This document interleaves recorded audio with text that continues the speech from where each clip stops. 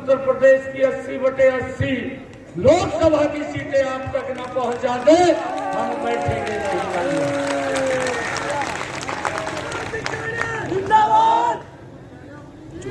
संजीव बालियान जी हरियाणा के अंदर हमारा सहयोग करते हैं। मैं आज आप लोगों की सरदारी के बीच में हम 10 की 10 हरियाणा की लोकसभा की सीटें नरेंद्र मोदी जी को तीसरी बार भेज रहे हैं। भाई पिछली बार एक सीट कम कर दी थी। आप लोगों को मैं कहना चाहूंगा, जो नेता आपने पूरे देश को दिया है, ऐसा नेता दुनिया में किसी के पास नहीं है जिसने भारत का गौरव 10 वर्षों के अंदर इस दुनिया के अंदर ऊंचा करने का काम किया है।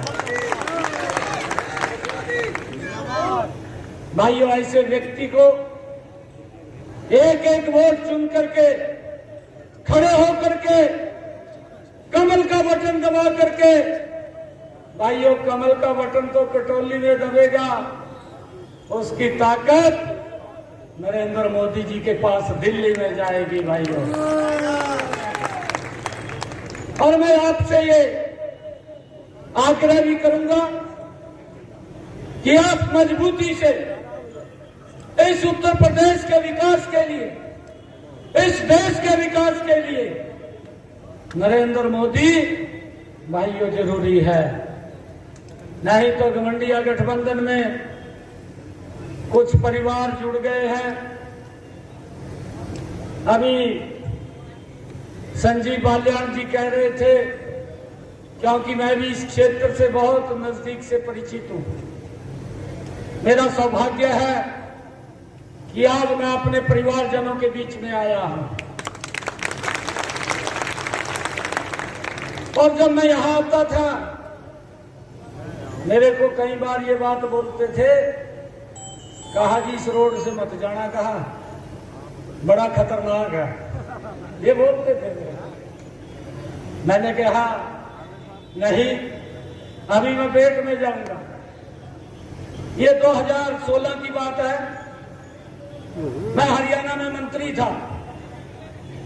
मैं बेट के अंदर एक जनसभा में गया, और जब मैं जनसभा में बात करके मैं उतरने लगा, तो कुछ बुजुर्ग मेरे पास आए और बुजुर्ग कहने लगे मेरे को, कहा बेटा एक बात करनी है। मैं कहा बताओ क्या बात है। मेरे को कहने लगे, कहा वोट तो हम बीजेपी को देंगे, परंतु एक काम कर दो। मैंने कहा क्या करना था, वो बताओ, काम करेंगे। वो कहने लगे, कहा या गुंडागर्दी समाप्त करवा देगा। ये बुजुर्गों ने बात कही, कहा या गुंडागर्दी समाप्त करवा दो, हम कमल के फूल को वोट देंगे। मैंने उनको कहा, मैं कहता हूं आप कमल के फूल को वोट दो।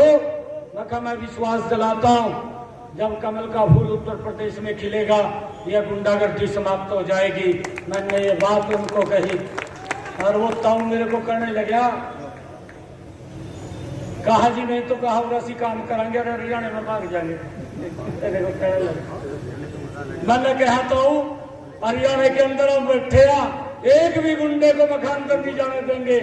और आप लोगों के सामने इन 10 वर्षों के अंदर ना तो गुंडाई दिखाई देती है और ना कोई गुंडा दिखाई देता है। ये कमाल आपकी सरकार ने इन 10 वर्षों के अंदर भाइयों इस देश और उत्तर प्रदेश के अंदर किया है। कितना भी बड़ा गुंडा था, ये समाजवाद के लोग जब भी आते हैं भाइयों, गुंडागर्दी बढ़ जाती है। ये घमंडिया गठबंधन के लोग जब भी इस देश के अंदर आते हैं, भ्रष्टाचार की गति बढ़ जाती है। नरेंद्र मोदी की सरकार बनती है, ये डबल इंजन की सरकार बनती है, विकास की गति तेज हो जाती है। भाइयों इस बात को हमने समझना है। हमने वो समय भी देखा है भाइयों, हमारे तो ध्यान में है, यही 2012-13 से पहले जब ये घमंडिया गठबंधन के लोग इस देश के ऊपर शासन करते थे भाइयों, हमने वो समय देखा है। हमारा जो भाई, हमारा बेटा जो बॉर्डर के ऊपर हमारी रक्षा सुरक्षा के लिए खड़ा रहता था, भाइयों उसको पाकिस्तान से आतंकवादियों ने आकर के उसको किडनैप कर लिया। वो हेमराज हमारा जवान, उसकी गर्दन धड़ से अलग कर दी। सरकार देखती रही, कुछ नहीं कर पाई। हमारे सौरभ कालिया को पकड़ लिया, उसके शरीर के 28 टुकड़े कर दिए, परंतु ये सरकार देखती रही, ये सरकार कुछ नहीं कर पाई। परंतु हमने वो समय देखा है। मैं आप सबको प्रणाम करता हूं, आपने कमल का बटन दबाया, हमारा अभिनंदन पाकिस्तान के अंदर गया था।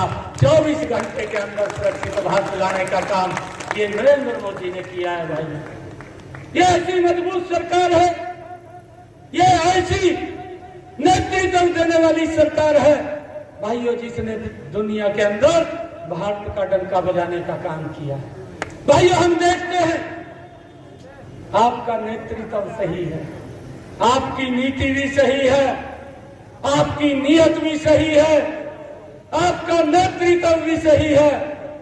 अगर दूसरी तरफ देखें घमंडिया गठबंधन की तरफ, ना उनकी नीयत सही है, ना उनकी नीति सही है। नेतृत्व का तो आज तक पता ही नहीं चला, नेतृत्व कौन करेगा कौन नहीं करेगा।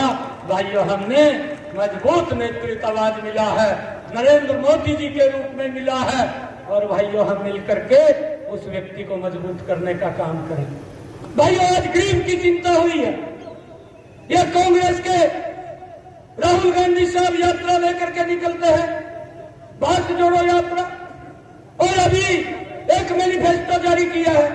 मैनिफेस्टो जारी करके बोलते हैं कि हम न्याय देंगे। अरे 55 साल तक 60 साल तक इस देश के ऊपर शासन किया है, इस देश के ऊपर सत्ता में रहे हैं, देश के लोगों के साथ अन्याय होता था, आपकी सरकार में होता था, आज भी देश के लोग भूले नहीं है। अरे अन्याय होता था कि अगर एक गैस का सिलेंडर इनकी सरकार में लेना होता था तो 3 दिन लाइन के अंदर खड़ा रहना पड़ता था।